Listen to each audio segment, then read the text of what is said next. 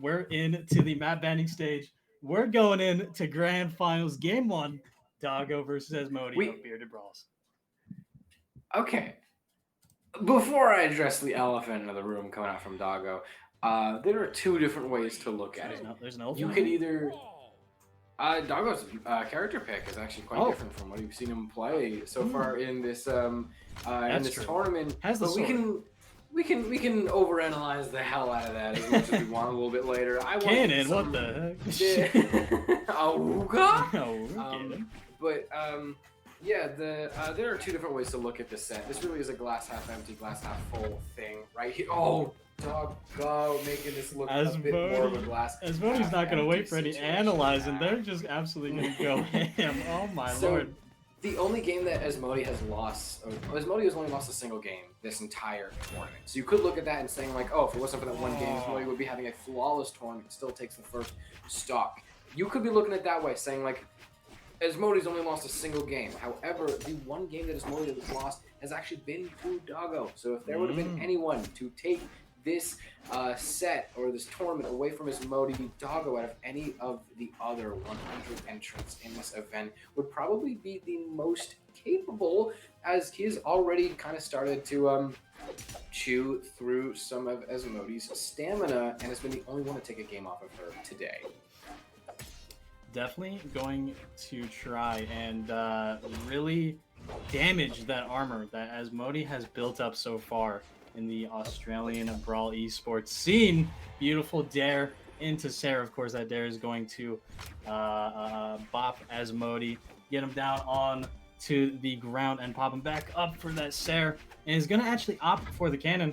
I've seen Doggo's Sidra, or specifically their cannon, quite a bit. However, I was not expecting it for a one's choice. Normally doing it in twos, if I'm not mistaken. Beautiful pressure there from Asmodie. Able to get that orb. Ground pound is going to continue this beautiful momentum for Asmodie.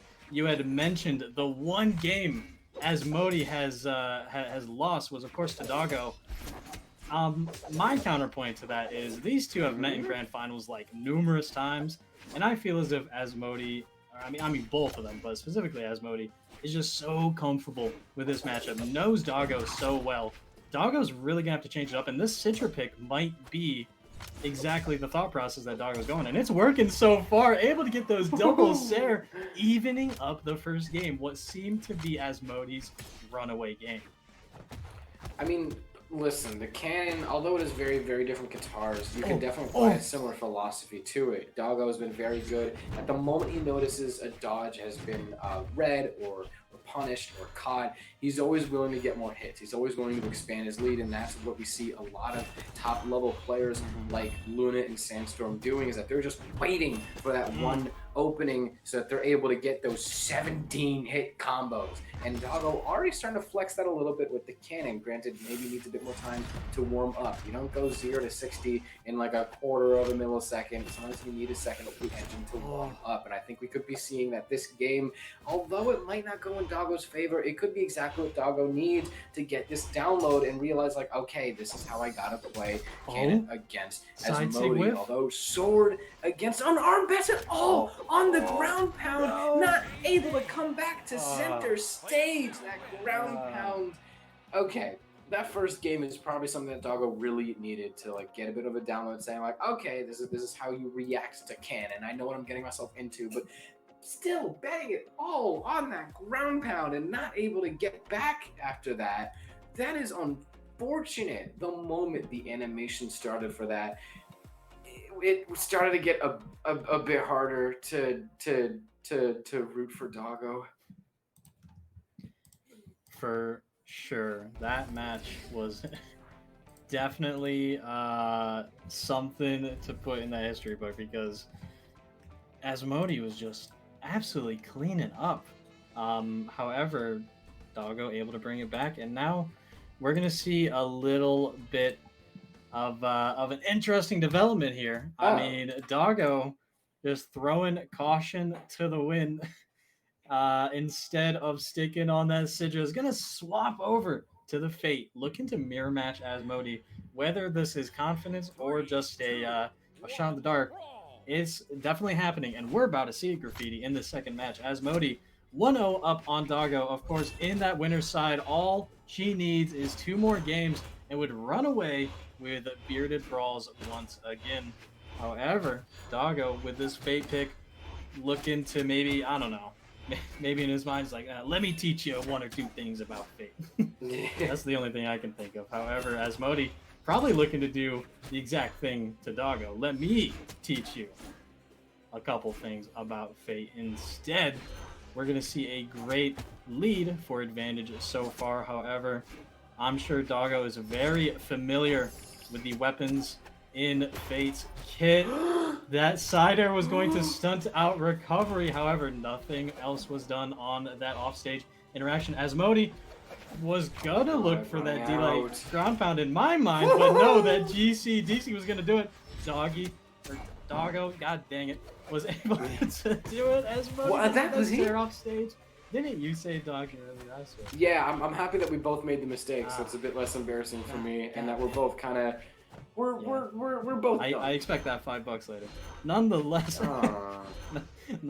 Asmodie gonna look to continue this lead. However, Doggo wants to pick up that first stock. NSIG callout's not gonna work. Asmodie is going to try and get so much damage on her interaction. Just like you were saying earlier, you know, pros, they're gonna look for that damage per interaction. You don't want to get just 1 or 2 hits. If you can get a proper punish and you can get some 5 to maybe 8 or 9 hit strings, you're gonna do it. Doggo able to clean up that first Doggo Asmodie with the Sair on Orb. Just continuing to provide that beautiful neutral game. And Doggo showed in that last set definitely having the wherewithal and patience to stick it out in a long match. Oh, Doggo just juggling his continuing with that orb. Oh, Lord. As Asmodie is able to respond a little bit, she's still in the lead, but after all the work that Doggo has been putting in, is not quite able to get a sufficient punish combo off of Asmodie whiffing that D-Sig, but still, it's in a bit of a difficult spot, has to try and fight his way back to center stage against Scythe, and the side Sig is going to connect. Asmodie's accuracy with these signatures have not been half bad. I gotta say, I'm impressed with some of the times that she's really hit a signature when she knows it's going to hit. Right now, Doggo has quite some work to do as Asmodie's orb is starting to cook. Dare after dare. How does Doggo come back from that? Able to come back away to the stage. Asmodie just spamming dare at this point, but it definitely is working. Catching Doggo off guard as a Sair is not going to be enough to lift Doggo in the space. Recovery cancels out the side Sig, runs out of options, but still finds his way back to stage as Asmodie is able to disarm Sidelight Sair, puts Doggo in a very, very rough spot. NSIG does not quite connect, but the D-Sig does. How often do you see people do that? That D-Sig is really only to sometimes like do something really, really funny off stage or to celebrate after taking a stock. That is one of the first times I've actually seen a D-Sig from Fate's Scythe actually close out the game. Asmodie continuing to show the dominance, the grip that she has on the region, and not only that, but on the characters that she picked. Just such a understanding of their kit, whether it be the lance that she'll pull out every now and again. Originally, she would do it, and then of course swapped over to that bow, and now maybe testing out some stuff for Summers coming up. Of course, would love to dominate in that. What's going on, Graffiti? What do you see? I think it's kind of cool we're going back to canon. I kind of want to see more of Doggo's canon. Right. And both of these picks that he's trying to pick for Grands do make some sense. There are characters that he has played before and found some pretty good success with, and their weapons, Scythe and Cannon respectively, that have been very good at expanding one small opening to a huge damage lead, as Asmodie very generously demonstrates. Thank you, Asmodie. And just continue. You already proved the point. It's fine. You got it. You proved it. I have my example. You can rest now. It's fine. Asmodie. I wanna butt in real quick and say that this is Game 3 of Grand Finals. Asmodie, who's on winner's side, as we discussed with that double elimination bracket You want to be on winner's side. You want to have that set advantage. And Asmodie is practically running away with it right now. Of course, Doggo switching over back to that Sidra. Actually favored Doggo very well in the first game. Definitely a lot more than the Fate. Is going to pick up the first stock. It's a long haul for Doggo right here. Even in a perfect world, Doggo were to pick up a reverse 3 on Asmodie, he would have to run a whole other set against her. That is some mental fatigue if I've ever heard. And Asmodie is able to get rid of the first stock of Doggo. However, good lead built up for Doggo. Let's see if that vanquishes or continues to lead on. Delight Nair is going to do some more damage. Doggo definitely looking to continue it. Maybe get that Endlight pressure Asmodie off stage afterwards. However, able to get that Sair, and actually he's going to chase with that recovery. Very, very unlikely, or not similar to what Doggo had been doing. I mean, definitely has to change it up. Get these stocks off of Asmodie and get a game up on the board. Asmodie crazy. GC Delight with active input, gonna continue trying to pressure Doggo, take him off of the stage. The GC not gonna be punished from Asmodie. Oh my Great God. weapon throw into N6. Look at get rid of the stock immediately.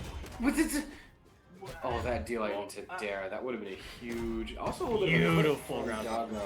Asmodie's been utilizing that ground pound of Orb wonderfully. Like how you said, you've maybe never even seen a D-Sig on Fate's Scythe to close out a match. Orb ground pound is virtually like useless to some players. Asmodie's actually going to touch on that offstage interaction. However, Doggo, very, very good lead, has the best chance in this set so far to take a game. Endlight's going to send Asmodie off stage. Recovery is not going to connect because of a dodge from Doggo. We're going to see Doggo unarmed. Get that unarmed recovery. Look for a signature on sword. Not able to get it. Asmodie, sidelight into D-Light. Looking probably for those sidelight Sairs. Get Doggo off stage. That side is going to do the exact same thing.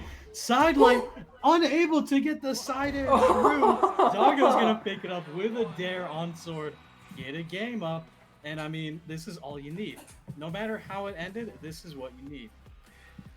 Doggo was on money stock. The most expensive stock in the whole tournament. Still did not choke. Did not drop the ball. We have Doggo staying cool, calm, collected, alive, awake, alert, enthusiastic, and we are going right into game 4. Just waiting for map bans to come out. Reminder, this is a level 26 Fate versus a level 62 Sidra. The numbers are inverted. We got a 26 and a 62. How funny is that? That's quite funny.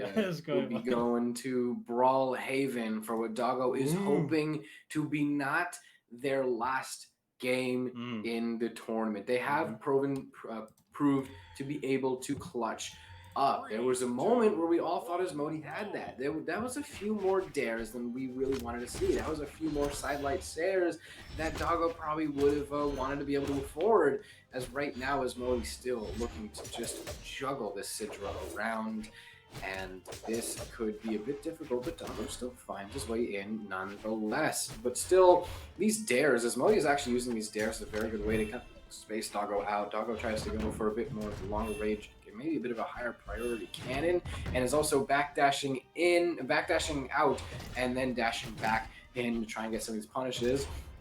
Both of their movement really trying to step up. This could be closer to what we know as movement, step 2 on the ladder.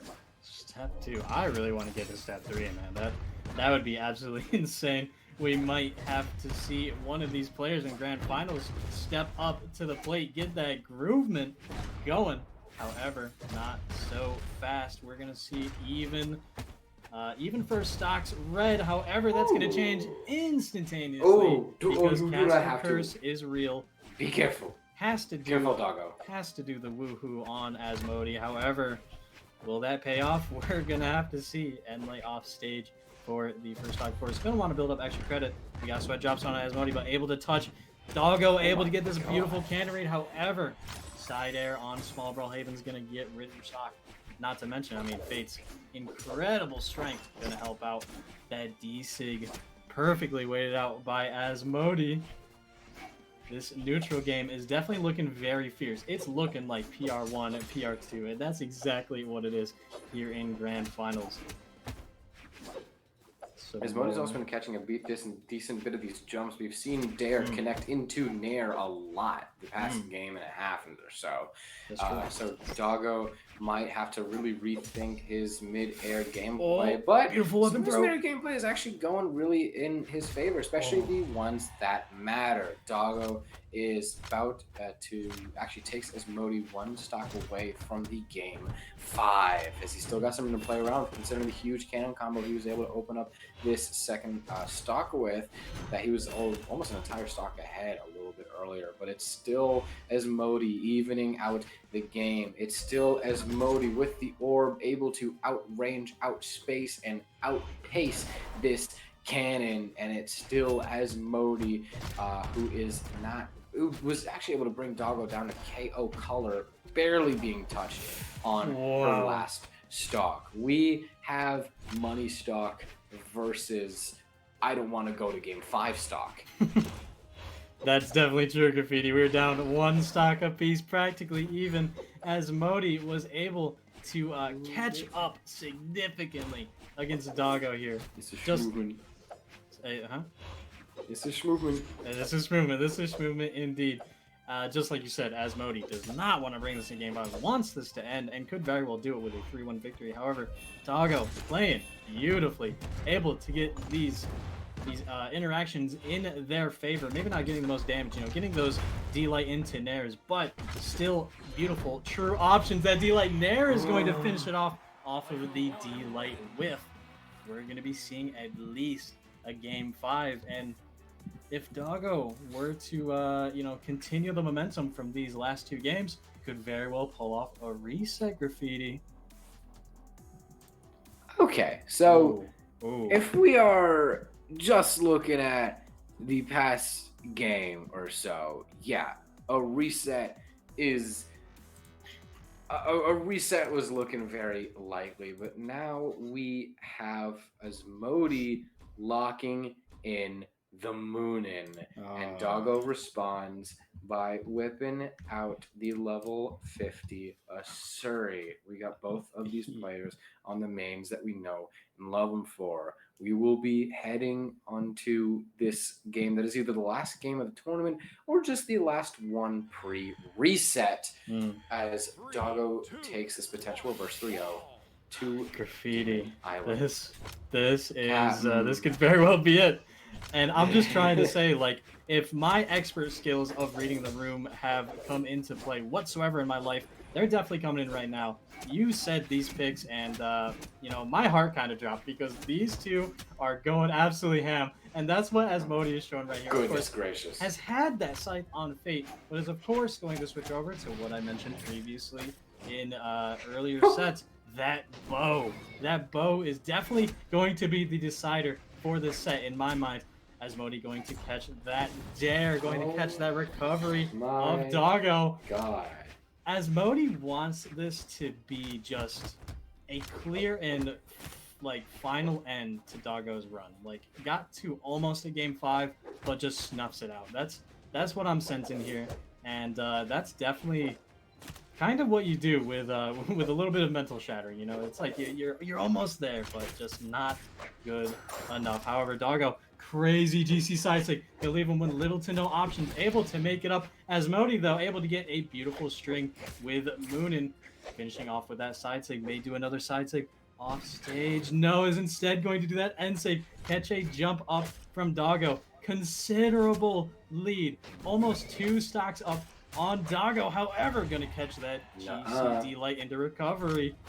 Doggo's trying to grasp something here, Graffiti, but I don't know if it's working quite well.